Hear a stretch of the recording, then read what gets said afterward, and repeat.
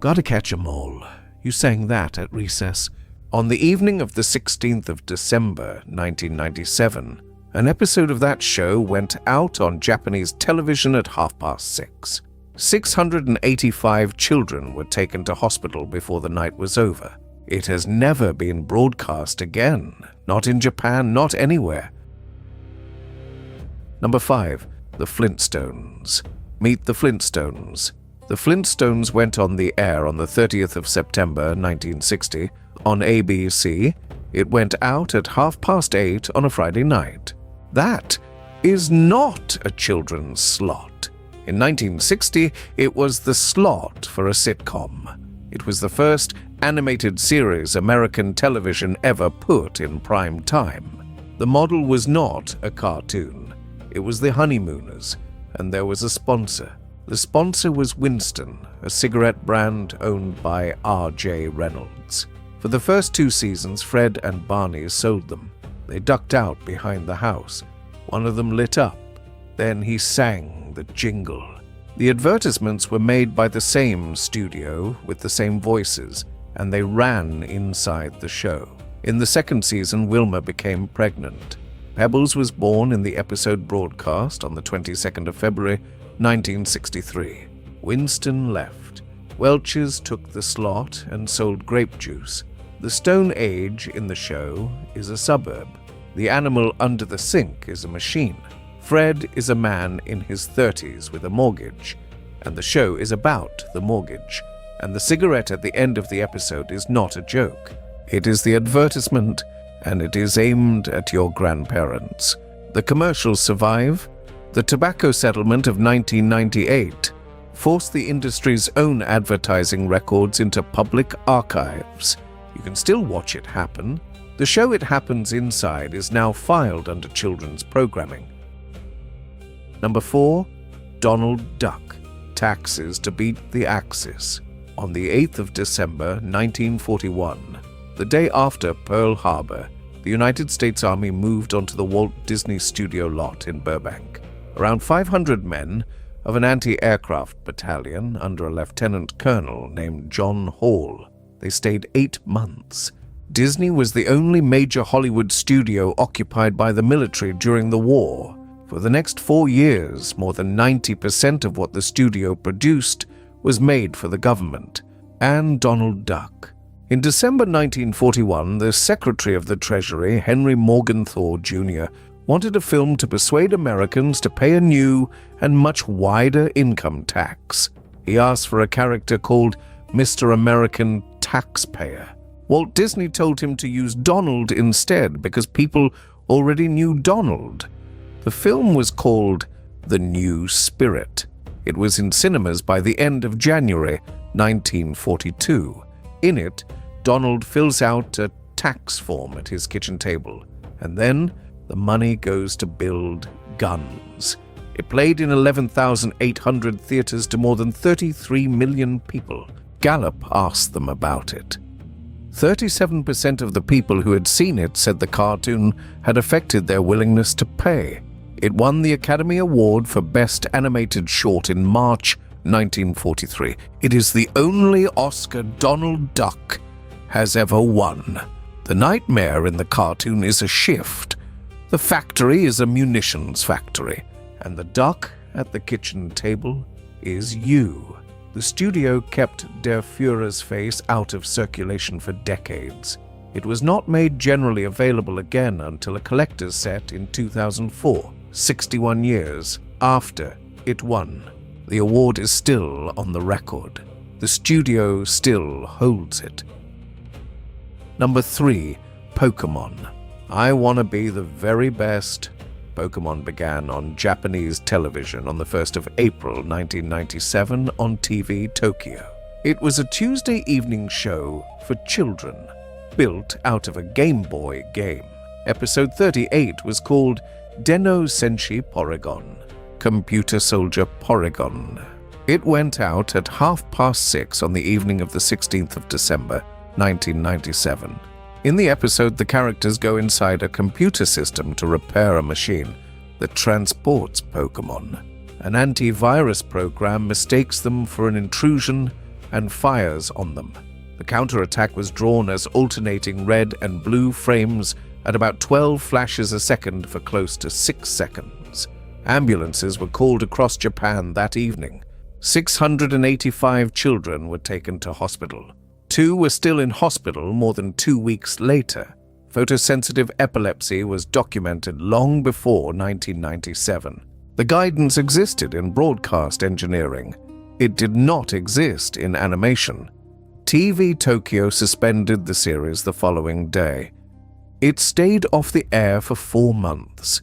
The series came back in April 1998 with a warning card telling children to watch in a bright room, sitting back from the screen.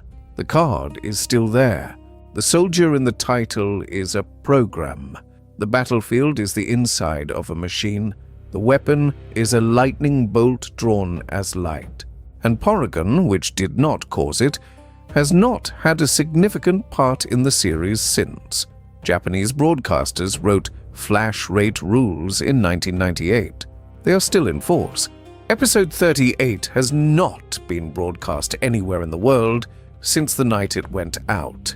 It was never dubbed. Every other episode of that season is available. Number 2. Sesame Street. Brought to you today by the letter W. In 1966, at a dinner party in New York, a television producer named Joan Gans Cooney was asked a question by a man named Lloyd Morissette. Morissette was a vice president of the Carnegie Corporation. He had watched his 3-year-old daughter memorize a television commercial. The question was whether television could teach a child the way it sold a child a product. Carnegie paid Cooney to find out. She spent 3 months on it and produced a report, The Potential Uses of Television in Preschool Education. The money came from the Carnegie Corporation, the Ford Foundation, and the United States Office of Education. The target was named 3- and 4-year-old children in low-income households who were not going to preschool. Sesame Street went on the air on the 10th of November, 1969. It was built as an experiment, and it was run as one. The Children's Television Workshop kept a research department. Every segment was tested on children before it was broadcast. The instrument was called the distractor. A child was sat in front of 2 screens. One showed the episode, the other showed a slide changing every 7.5 seconds. An observer recorded every 7.5 seconds which screen the child was looking at. A segment that could not hold 85% was rewritten or cut. The repetition in the show is advertising repetition. The jingles are commercial jingles. Brought to you today by the letter W is a sponsor announcement, and it means exactly what it says. And the street in the title is a street because the researchers found the children they were aiming at would not watch a classroom. None of this was hidden. Cooney published the report. The workshop published its testing. Nobody covered it up. It just stopped being interesting. In August 2015, Sesame Workshop signed a deal with HBO. New episodes went to paying subscribers first, and to public television 9 months later. The show made for children who could not afford preschool is still free. It is just not first. Number 1, Mr. Rogers. Won't you be my neighbor? Here is the thing about Fred Rogers. The story goes like this.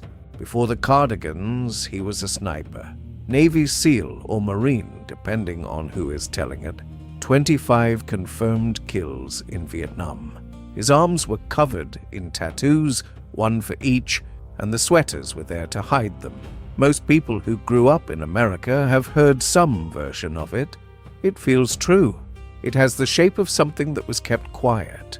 Here is what is in the record. Fred Rogers was born on the 20th of March, 1928, in Latrobe, Pennsylvania. He graduated from Rollins College in Florida in 1951 with a degree in music composition. He went straight to New York and took a job at NBC as an assistant producer. In 1953, he moved to Pittsburgh to a public television station called WQED and worked on a children's program called The the Children's Corner. He was ordained a Presbyterian minister in 1963. Mr. Rogers' Neighborhood went national in 1968. His draft records are held by the National Archives. He never served in any branch of the armed forces.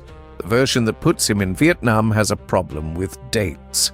American ground troops landed at Da Nang in March 1965. Fred Rogers had been making children's television since 1954 and had his own program on Canadian television in 1963. The same story was told about another man. Bob Keeshan played Captain Kangaroo from 1955 to 1984. The story about him is that he fought at Iwo Jima alongside the actor Lee Marvin. Keeshan enlisted in the Marine Corps Reserve 2 weeks before his 18th birthday. The battle for Iwo Jima was already over. He never went overseas. Lee Marvin was a Marine. He was wounded at Saipan in June 1944. The late-night television conversation the story quotes has never been produced by anyone. The real answer is smaller.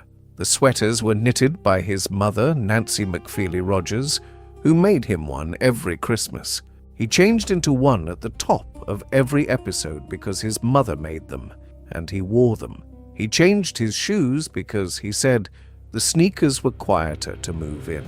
In 1984, he gave one of the sweaters to the Smithsonian. It is red. His mother made it. It is in the National Museum of American History in Washington.